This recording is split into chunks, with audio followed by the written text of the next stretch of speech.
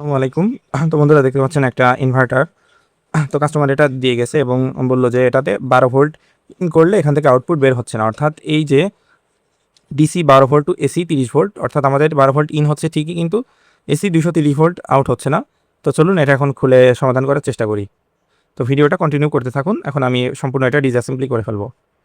তো বন্ধুরা এই যে ইনভার্টারটা ডিসঅ্যাসেম্বলি করে নিলাম।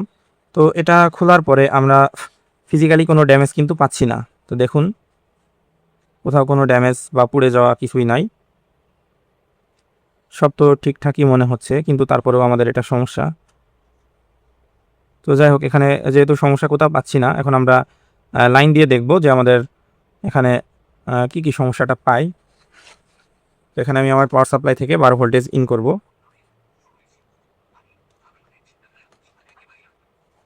তো আমার পাওয়ার সাপ্লাই 13 ভোল্ট করা আছে এবং 3.5 এম্পিয়ারে সেট করা আছে।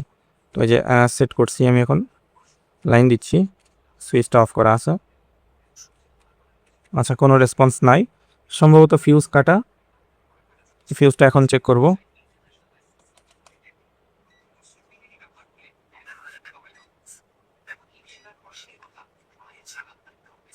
আচ্ছা, ফিউজটা কাটা পাচ্ছি বন্ধুরা।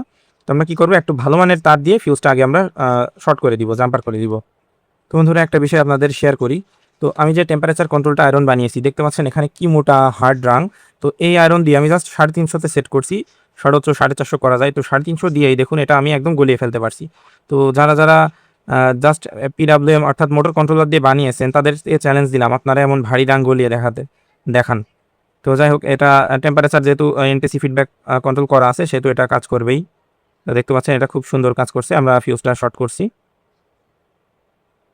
একমাত্র এই কার্টিজ, এই T12 এবং T210, এগুলো এমন এক ধরনের কার্টিজ, এখানে এনটিসি ফিডব্যাক ছাড়া এখানে কাজই করবে না। তো দেখতে পাচ্ছেন এটা খুব সুন্দরভাবে শর্ট করে দিলাম। তো এটা রেজিস্টারের লেগ দিয়ে শর্ট করে দিলাম যেন কাজটা আরও সুন্দর হয়। তো দেখতে পাচ্ছেন আমাদের এখানে শর্ট করা শেষ। তো বন্ধুরা আমরা ফিউজটা শর্ট করে দিয়েছি, এখন আমরা লাইন দিব। তো এখন আমরা লাইন দিয়ে দেখব যে আমাদের সমস্যাটা কোথায়। তো আমি এই যে লাইন দিচ্ছি, এখানে এসি লাইন দুইটা একটু সাইডে রাখি। যদি এটা ইনভার্টার ওকে থাকে, সেক্ষেত্রে আমাদের শক লাগতে পারে যদি ইনভার্টার চালু থাকে। তো বন্ধুরা এই যে ইনভার্টার চালু করলাম, যা সুইচটা সম্ভবত না অনই আছে।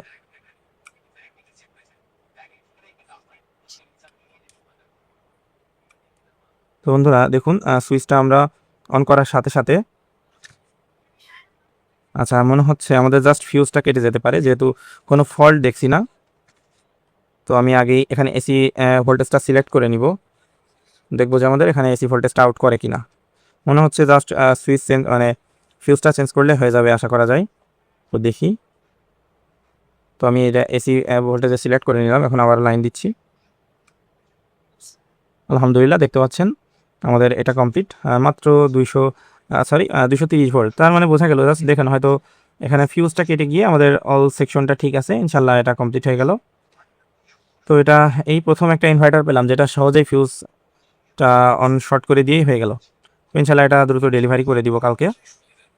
তো যারা যারা এই ধরনের ইনভার্টার মেরামত করতে চান, অবশ্যই যোগাযোগ করতে পারেন। Inverter, soldering station, hot air গান বা যে কোনো আপনাদের গ্যাজেট আইটেম। তো এই যে আবার একটু লাইন দিয়ে আপনাদের দেখাই। এই যে দেখতে পাচ্ছেন, এই যে লাইন দিয়ে আমাদের এটা অন হয়ে গেল 237 ভোল্ট। তো তার মানে জাস্ট ফিউজটা অন করে আমরা এটা ঠিক করে ফেলতে পারলাম। তো ইনশাল্লাহ এটা এখন ডেলিভারি দিয়ে দিলে হয়ে যাবে। তো আমরা এখন এটা আবারও অ্যাসেম্বলি করে সেট করে ফেলবো। তো বন্ধুরা আমাদের ইনভার্টারটা কমপ্লিট। তো আমরা জাস্ট কেসিংটাই মাত্র লাগালাম। তখন আরেকবার একটু ফাইনাল ভোল্টেজটা আপনাদের চেক করিয়ে দেখিয়ে দিব। তো এই যে এসিতে সিলেক্ট করে নিলাম, একটা সাইডে রাখি ইনভার্টার। এই যে এসিতে সিলেক্ট করলাম, এখন আমরা জাস্ট ভোল্টেজটা চেক করে ইনশাল্লাহ এটা ডেলিভারি দিয়ে দিব। তো দেখতে পাচ্ছেন এসিতে সিলেক্ট করেছি। এটা যদিও কপি ইনভার্টার। তো এই যে আমি সুইচটা অন করছি। তো বন্ধুরা দেখতে পাচ্ছেন সুইচটা অন করার সাথে সাথে 236 ভোল্ট আমাদের আউটপুটে চলে এসেছে। আলহামদুলিল্লাহ এটা কমপ্লিট। তো ইনশাল্লাহ এটা আমরা ডেলিভারি দিয়ে দিব।